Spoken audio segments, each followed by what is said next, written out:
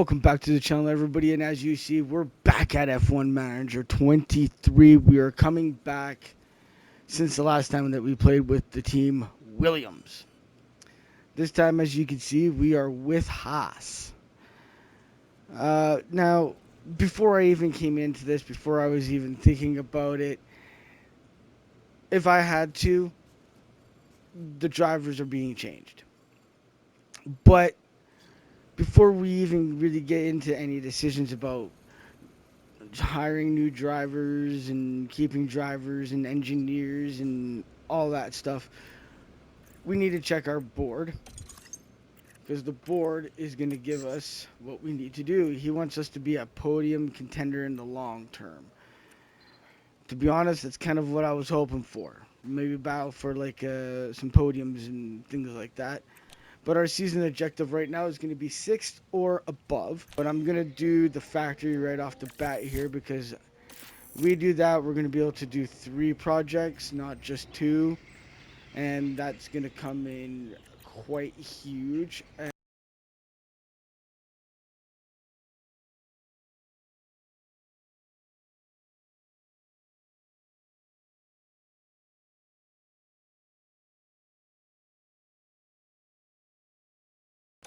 Let's just jump right into the race weekend. Here in Sakir, the floodlights are on, and it's nearly time for 57 laps around the Bahrain International Circuit. And this is it, the Bahrain Grand Prix. Alright, here we go. I'm And going to it's pause it lights here out, real quick. and away we go. I want to do some settings here.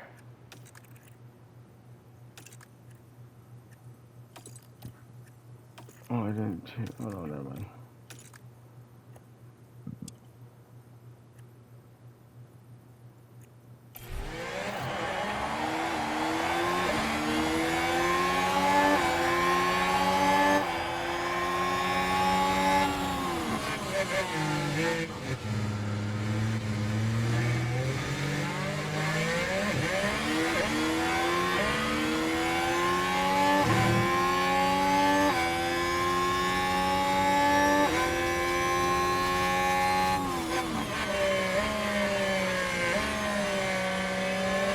Alright, everything seems to be going alright so far.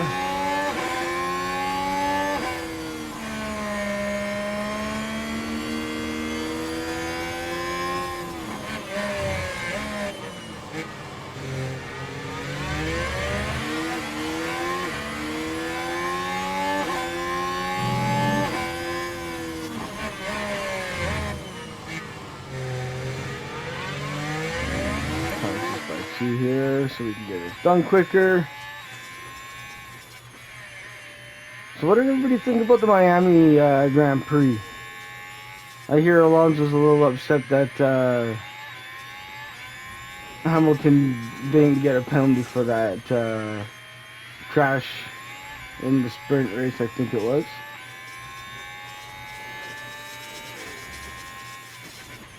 I just think I like the fact that someone else other than Max has actually finally won a race. I know technically in Australia someone else won the race. That's because Max dropped out of the race. He got a DNF.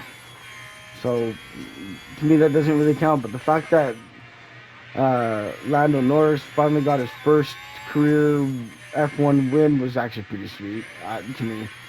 Yeah, that's cool. I'm not, to be honest, I'm kind of happy for him. He deserves to have a win a long time ago, but you know, sometimes it's bittersweet, you know.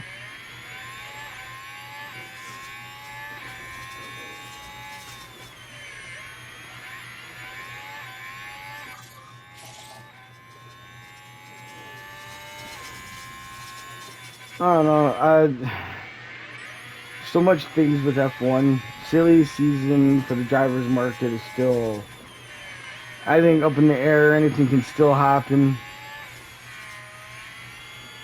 I just don't know what's gonna happen with Carlos.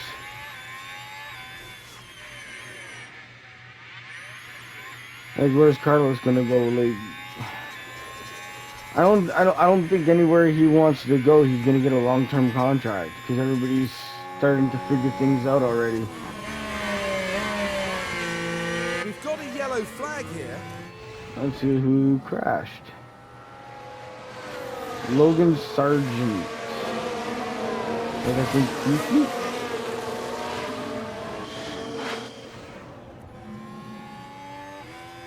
Oh, it was DeVries.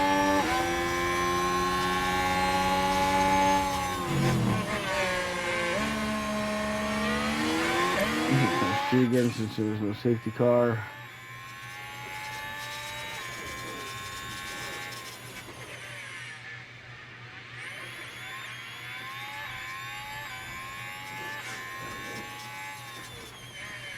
Sargent gets a 5-second penalty.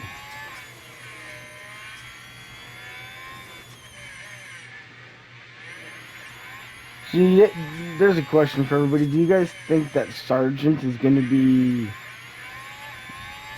not just at Williams, but in F1 in general next year? That's a question. To be honest, I don't think he should have been in this season. If he was better than DeVries, he wasn't much better than DeVries.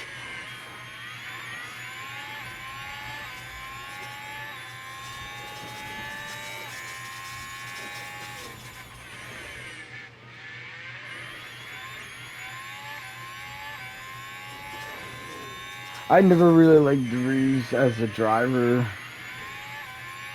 in F1. Not one. To be honest, I don't have a favorite driver per se, but I guess if you really had to, I guess I've been a pretty big supporter slash fan of Yuki. I think I like his driving style. I see. It's Carlos Sainz. Ooh, Now we Carlos should be able to Sainz take a look here. and Perez. Here we are, we're looking at turn 11. Dangerously Again. close to each other. Ooh, Oh, it and the wasn't car's really a there. crash. No, but I've been pretty much a big fan. I've been kind of watching Yuki's career, not closely, but enough where I can like see his potential. I think he'd be a great driver. I just don't think he's good at well, used to be AlphaTauri, but now is Racing Bulls. So I just don't think he's gonna go for that that price C at Red Bull. I don't think he's ever gonna get it because from what I'm hearing, Horner's basically wanting to skip over Yuki and go straight to Liam. Don't get me wrong, Lawson is a great young talent. I think he'd be very good in the F1 car. I think he'd do great things. I just don't think Yuki's gonna get it at a Red Bull organization. You know what I mean? I think if anything, I have a little bit of a prediction. I've told my other buddy Pokey there that was also in one of my F1 videos that me and him did at Australia on F1 23. Kind of showing you what like some of our co-op modes are looking like. How are the tires? Okay, whatever. But I told him I think eventually Yuki's gonna go to Aston Martin because he's a big person that's involved with Honda, right? So with him being in with Honda and Honda's gonna go from Red Bull to Aston Martin, I think Honda's gonna be asking for Yuki to come over to Aston Martin. And then on top of that, if you look at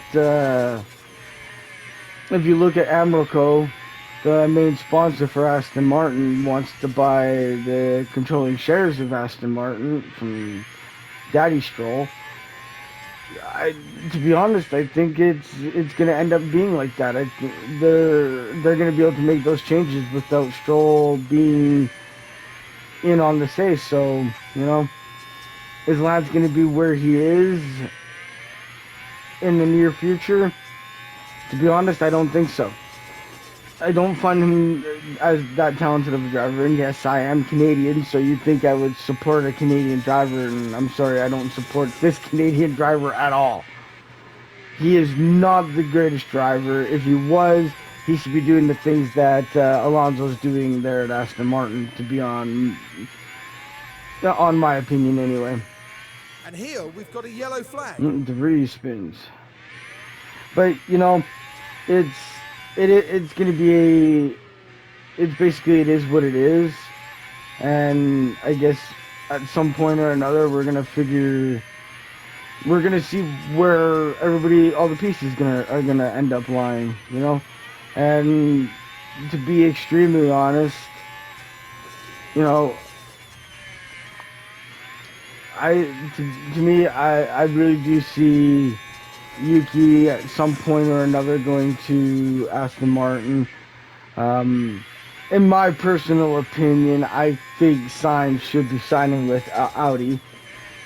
Because, sure, if you want to say Audi is saying that they want to be competitive, they want to be like Red Bull, or even right now McLaren and Ferrari and all that. If they want to be up in the mix with those guys, it may not necessarily be the first year that they're in, but they might be able to show some promise. But from what I'm hearing, Audi is all in at making their team very competitive, and, you know, want to be there to compete for some championships, whether it's drivers or it's constructors. You know, and I think they'd be aiming more at the constructors than anything else, because that's where you're going to get your money and your time to do your upgrades. But I think my next question that I like to hear from people down in the comments, and I think it would have to end up being, what about Andretti? You guys think Andretti should be in F1? And if so, do you guys agree with Okay. Okay. Hulkenberg crashed, pit There's a stop, yellow let's flag pause. now. We're gonna go up here. Let's watch the replay real Now we're quick. at turn See. 11 now. Pushing a bit too hard at this point. And the contact between the cars, inevitable. And that won't do their confidence That any. is true, that is true. Box now. Box is left. Let's just hope you can get a decent pit. Let's get a decent pit stop there, Hulkenberg. And Russell gets the penalty. Let's go. Fuck you, Russell. I really don't think we're going to be catching up to Aston Martin right at the moment. That's not really our battle. I think our battle is going to be basically for points at this point. You know, we need to get into the top 10. We need to be cracking top 10 with at least one or both drivers. Yeah, I agree with you right there, you stupid dick. Oh! Watch for yellows. Are you kidding me, man? I'm almost ready to start thinking about maybe hards. I really don't know if these strategies are gonna work. This is the kind of thing that I kind of try to work around with. Chassis and the suspension. Good thing we're bringing in some new ones soon. Hopefully they'll be there for the next race. We're gonna start being aggressive there. See if we can make up some time before we have to go into the pits. Even though everybody else has to go in, so it's not like it's there. But anyway, I know I was on the middle of talking about Andretti before that spin happened. Now, I believe Andretti should be in.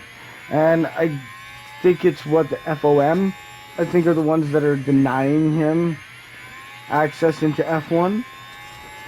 I have heard that he's thinking about going to basically the law, basically. He's gonna sue them or something. Something like that. He's got like some lawyer that's really good at like advertising and things or something like that. And I guess in a way that's that's a way for him to get in, kind of thing. Now, people are going to be like, oh, but he's been accepted. He will be able to come in like 2027 or whatever the hell it is. See, this is my only problem with that situation, and it's not that I'm not happy that he's been accepted and he can come in like 2027 or whatever the year is. The only problem with me is they're using the excuse that there's new regulations, right? You got new regulations. So if you have new regulations, and they're coming in what, 2025 or something like that, it gives a year for him to be able to, behind the scenes, without being in the race car, to develop a car based on those regulations, right? Now, my only problem with the regulation changes is by the time he gets in, there's probably going to be more regulation changes. The only reason why you do most of these, they're doing these regulation changes is so you don't have something like Max. Or before Max, it was Hamilton. And then who was it before Hamilton? You know what I mean? Like, there's always that one person that's basically winning every single race.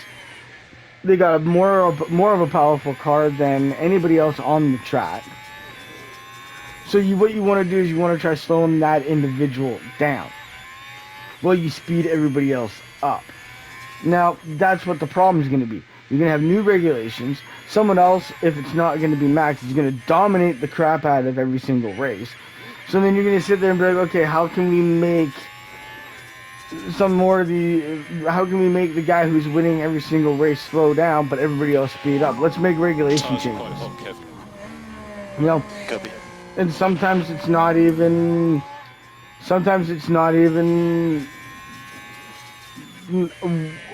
one racer. Sometimes it's a team, like the team of Red Bull. For crying out loud, is just absolutely killing it. And I'm not even going to say Perez has been unbelievable this year. Like, I've heard people on YouTube who, I'm not going to say are experts, but I would probably say they're a bigger fan of F1 than I am. They would go and dig deep on news and things like that. That's just not me. Now, a lot of those guys are saying almost the same thing that I'm saying. Is that Perez is having a really, really good start of the season. I am not going to deny that. Not one bit will I deny the fact that that man is doing a really good job at the beginning of this year and last year. Last year, he had a really good start too. Then what happened? He started to fall off. See, I think if he can't be consistent at doing what he's doing right now, do that for the entire season. You may not necessarily be able to beat Max. You may not be able to beat certain individuals or some of that, but stay in that thing of, like, let's say his lowest finish was 4th. His highest finish was 2nd. Now you stay within that gap, or close to that gap, you are consistent. But if he starts to fall off, especially before he gets to his home race, like he did last year. Look what he did in his home race last year. He totally demolished his chances of anything. So, you know, where do we go with who gets the 2nd seed next to Max? And, you know, I like Perez. I think he's a great racer, but I think some of these teams are very toxic when you hear about them, you know. And I'm not gonna say Mercedes was bad, but you can kind of tell almost by the way Bottas was talking when he was Hamilton's partner there at Mercedes, that it's like, oh, it's all about Hamilton, it's all about Hamilton, it's all about Hamilton. If there's an upgrade that comes in, Hamilton's the first one to get the upgrade. He has to sit there and wait. You know what I mean? Like, there's a lot of things that are behind the scenes that, you know, they'll be like, oh, you're not important. This guy over here is more important than you, so we're going to concentrate on making his car really good and your car not so good. That's just the way it's going to be, okay? You know, and I think that's where it gets toxic because I kind of seen that with Ricardo. It was another one when he was with Red Bull, with Max. I think a lot of it was mental. And I'm not saying that anybody purposely was doing it or anything like that. But you can't say, hey, you're our number one driver, but then your action, you tell one person that they're your best driver, they're your top driver, you're the one that they're going to concentrate on, and then what? Then your actions are showing that the other driver is getting more attention than I'm getting for cars and upgrades and things like that. And, you know, all of a sudden you re-sign the second driver. Now he's making more than the top driver. That top driver is now asking himself, am I really, like, the am I really your number one driver? You know, you start to second guessing yourself, you get into this mental thing, and with Ricardo, in my personal opinion, I think it was that mental game. It was a mental game that was in his mindset that, you know, he's not as good as he once was. Even Red Bull realized that. You know what I mean? So, to me, when it comes down to We've got a yellow flag here. wow, okay. But, Now, you know, we can see to what me, I happened. think a lot of it is a mental Here we game are and then things like at the that. 11th corner. Not a lot of wiggle room here. And the Oh, impact on the car, Charles. it's quite... But I think a lot of this stuff is mental games, and not necessarily mental games, but it's mental. You gotta have a good mental headspace, or, you know, even the smallest things can start asking yourself questions like, is this really gonna be, is this gonna be a good thing? Is this gonna be a bad thing? You know, there's a lot of questions that you gotta start kind of asking yourself from time to time and be, you know, to me, I think Ricardo's in a better headspace now than he was a few years ago. But I don't think he's there anymore. I really don't see. I really don't see. I don't see him going back to his previous glories, where he was high. He was a very well driver. He had his pace in him. Ever since he left Red Bull, he hasn't had that pace. But then just before he was leaving Red Bull, he was starting to lose that pace. I think he lost himself. He lost himself in his own little world, and it was hard for him to dig himself out of it, in my opinion. In a way, I think Hamilton's almost there too, but I think he made the smart decision a while ago and said, screw this, man. I'm not going to be sitting here and dealing with a crap car that we've had for like the last like 2 years. You know what I mean? He made the smart decision of going over to Ferrari. Ferrari looks like they're making improvements. Then I know it's also been his boyhood dream to race for Ferrari, and you know, fair enough, fair enough. But yeah, you know, I think he made the right decision by saying, "Screw this stuff. I'm out. I'm not dealing with this problem anymore."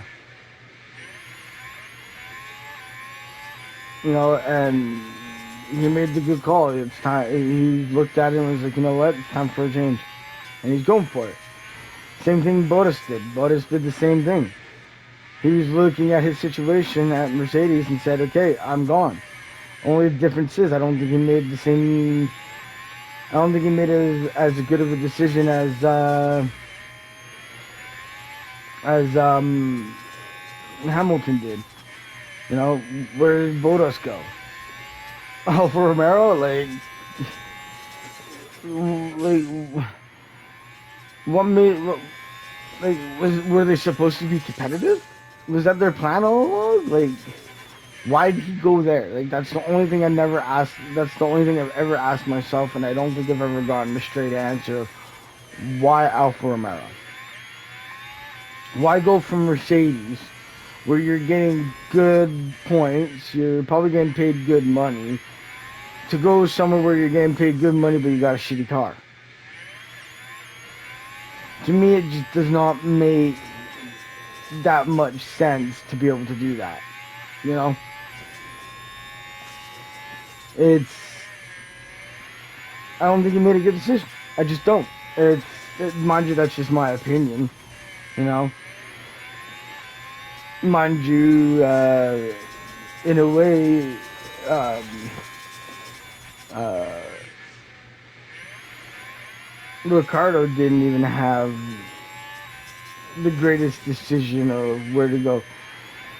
You know, don't get me wrong, McLaren is a great team. I think they're one of the best teams that I've learned about in the history of F1, and I've watched a lot of videos, YouTube videos. I try to watch as many documentaries about F1 drivers, and things of that. Like, did I know about Michael Schumacher? Yes. Did I know about um, Villeneuve?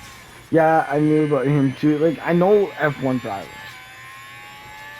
You know, I'm not completely like oblivious to F1, the kind of cars. Like, talking to my buddy Pokey, and I was talking to him, and he's like, I'm like, F1's similar, not exactly the same, but similar to IndyCar, and he's like, they're nothing like IndyCars. Actually, they're a little bit more like IndyCars than he was saying right that minute. And I didn't mean like the rules, the regulations, the power units, and things like that. That I'm not saying those are exactly the same as F1, but the cars are similar. You know what I mean? Like, they still got a front wing, they got a back wing. I'm sure they got side pods. They got to go through the this tire degradation, and you know, it, to me, they're similar racing, but they're not exactly the same. Um, if you want another example, look at NASCAR. You know, last I heard, I think it was like the Nextel Cup or something like that. You go to their main one. You go to their top of the food chain of NASCAR drivers, right? There's another one where the cars look almost exactly the same, but their engines are a little lower. If you actually look at the cars are a tiny bit smaller. Um, you know, they're similar, but there is difference. You know, I didn't say they're exactly the same. I said they're similar. And when they're similar means there is differences, but you know, excuse me.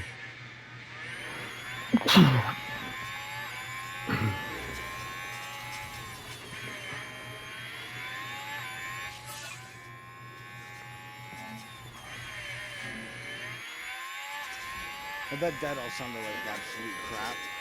I apologize I didn't switch it to my proper mic. But yeah, man, like, straight up, like, because the reason why the IndyCar thing would have came up is because if you if you go and look at Andretti, Michael Andretti's dad, Mario, he was an F1 driver. He's won races. I don't know if he won any titles, but he definitely won some races. He was a talented F1 driver. He was also a talented IndyCar driver. And my my whole me kind of explaining about like the Andretti family is Andretti family is very, very, very, very big. Oh my god! You Yeah. okay, Kev? Yeah, my bad.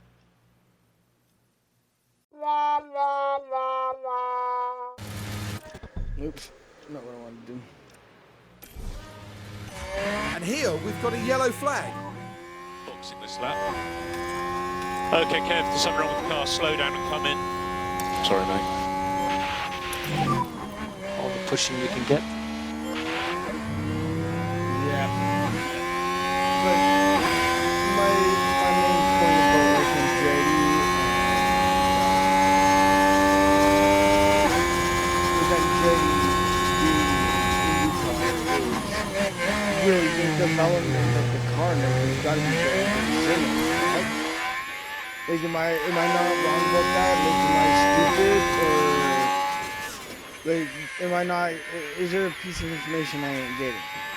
Because I'm pretty sure with an IndyCar, like any other racing, whether you're NASCAR, IndyCar, off-roading, rally cars, or something, I'm sure you're doing some kind of development for your car. Whether it's aerodynamics, the engine, you know what I mean? Like, there's got to be some kind of upgrades that you're coming up with. There's got to be something that you're developing to make your car better and more competitive. Right? I'm sure of it. So if you're going to the IndyCar, and IndyCar, let's say, is the closest thing that you can save to F1 car. If they're successful in IndyCar, why would you not expect them to be competitive and successful in F1?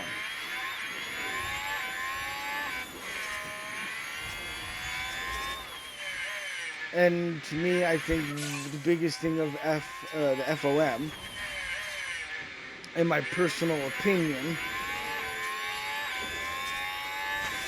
I think they're just a bunch of people who are greedy for money and want the most money they possibly can get.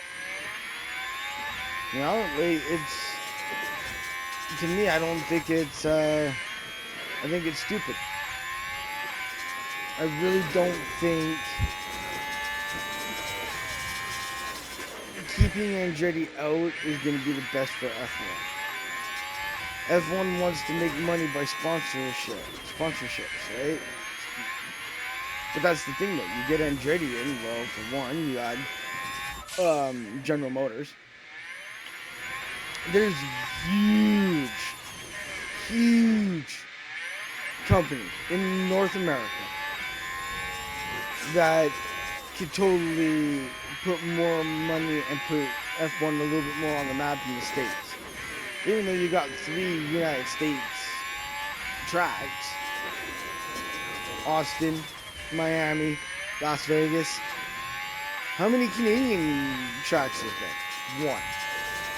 1. Montreal. But then the whole court thing that Andretti's going through, right, is basically for that exact same reason. You're pushing out not just Andretti as an American company, okay? You're also pushing out General Motors, a North American engine powertrain company. Let's look at all the engine powertrains that are in F1 right now. Think about every single engine. Think of their make. Think who makes these engines.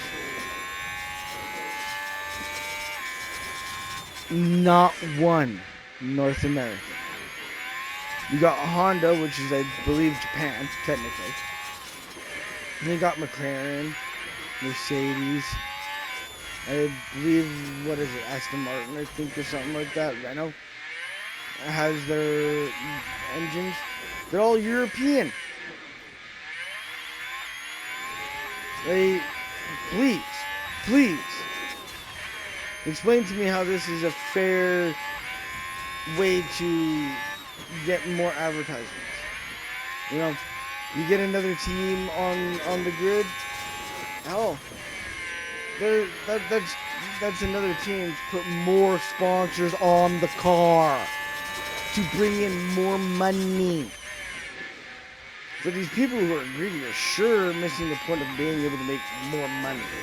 I may have it completely wrong, but, you know, I'm pretty sure some of that sponsorship money goes to your guys' prize money. You know, like, come on. Let's be realistic here. You know, I don't think it's the best move by F1.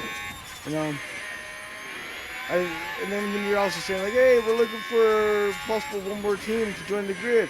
Oh look, Andretti's was saying that they want a team. Yeah, we're gonna deny you. It's like you want another team, but you're gonna deny them. How does that make sense? Like, I really don't understand how that makes any sense whatsoever.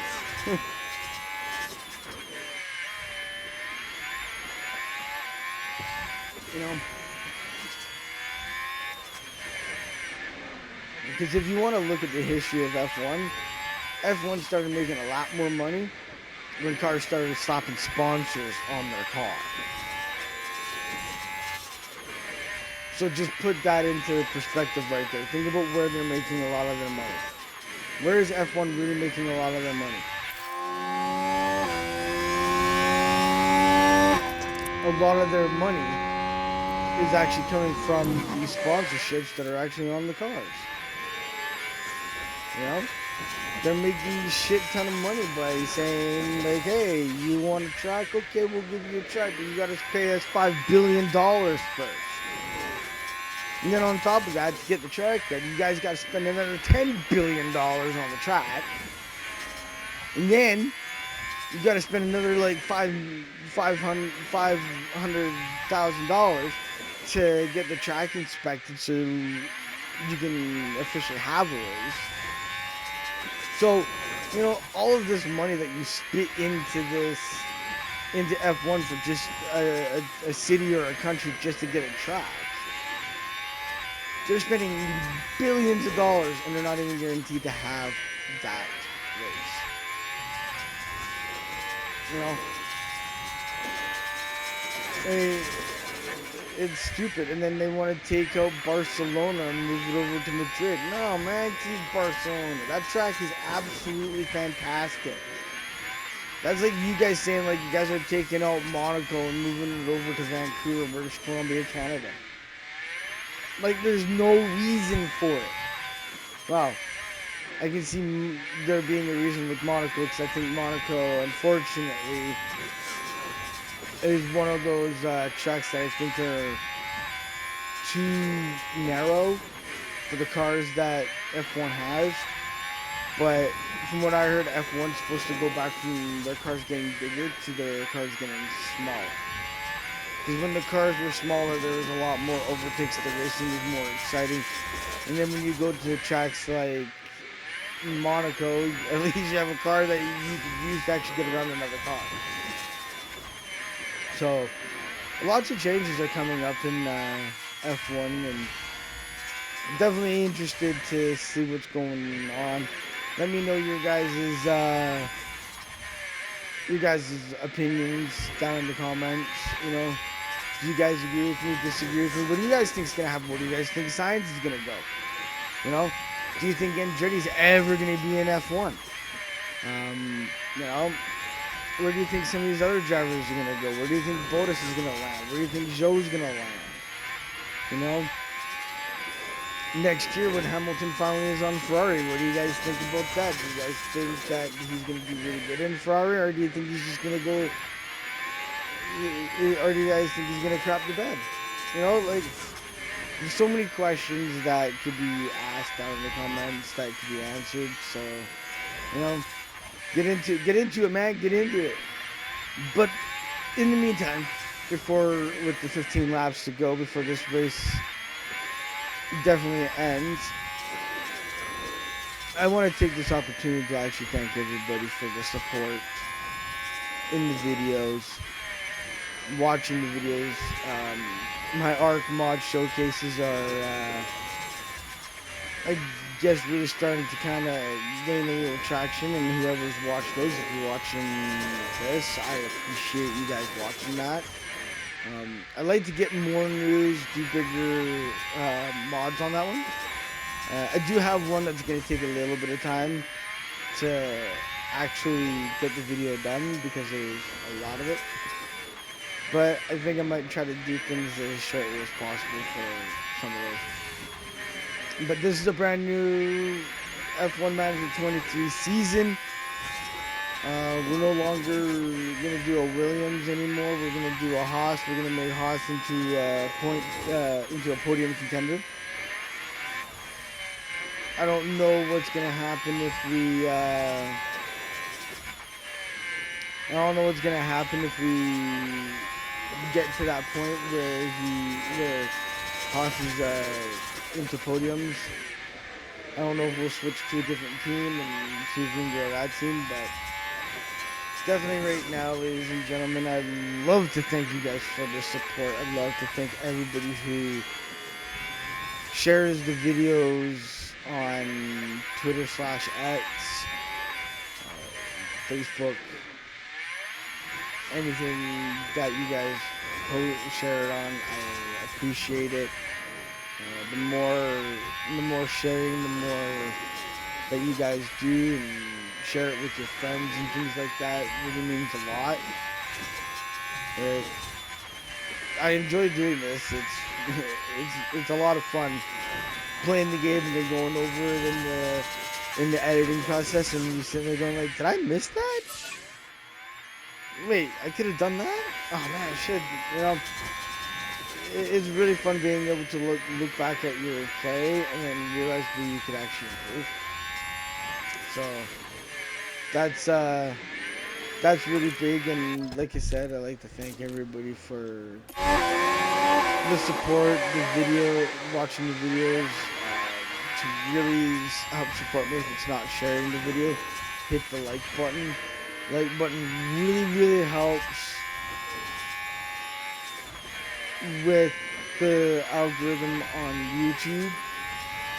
So it helps get my videos out to more people. So again, the more that you guys share, like, comment. If you guys are new to the channel, you guys have seen a lot of my videos and you guys come back to watch more of these videos, man, hit that subscribe button. It'd be really appreciated. I'm on my journey to 500. That's where I like to hit first. That's my first goal, 500 subscribers.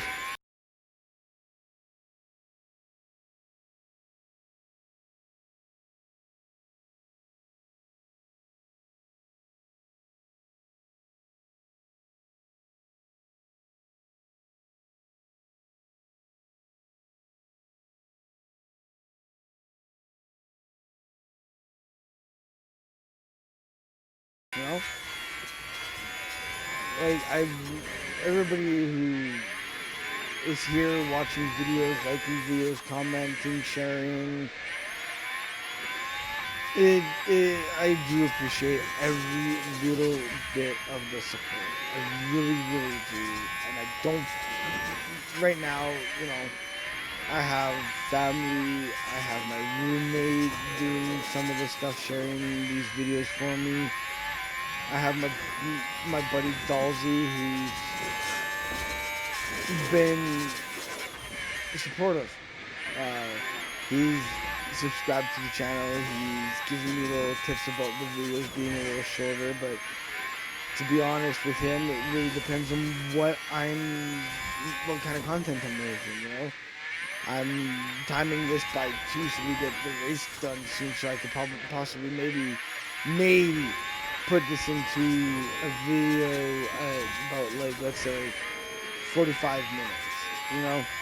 Make this a little bit more exciting in different areas and things like that.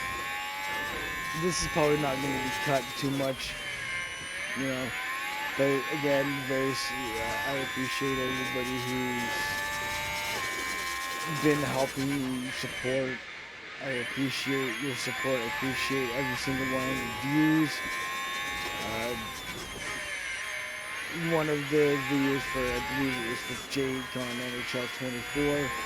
You know, he's that one of those videos got like 44 views, and that was like the most views of any video that I've ever made. So that was really, really much appreciated to every single person who watched that video. Really appreciate it, but you should really be watching some of the other videos too. I did yesterday come up with the video of like a channel update, what I'm planning on doing with the channel, the next moves, the next areas, and of course some of the bad luck that I've ended up having with Jake's save file for NHL. And to be honest, I'm still upset with that whole entire situation. And I, you know,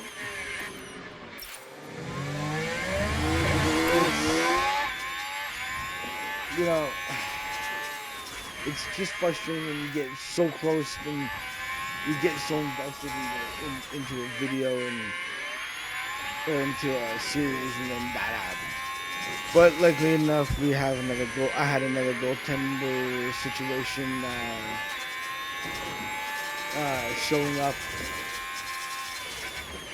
on the channel. I was doing another one in the off screen, just kind of doing that to chill and everything. But because Jake's career got cut short, we're just gonna bring in that next one until like the next NHL hockey game comes out. We're gonna be doing that one. We'll make a whole new one. Hopefully by then we can get things sorted out with Jake. Jake is gonna go from NHL. He's gonna go to art. There's gonna be a little war with him there, and then we'll bring him back into hockey and see what happens. But then again, you know, I'm just starting out. I'm just learning. I record, I edit, and I post everything basically from my PlayStation 5. I do not have a PC that has editing software on it. Ugh. Fucking both guys. Like Anyway, Hulkenberg's everybody, had a this bit is of the trouble. end of the video. I appreciate everybody watching. I hope to see you Box guys now, next Nico, time. box now.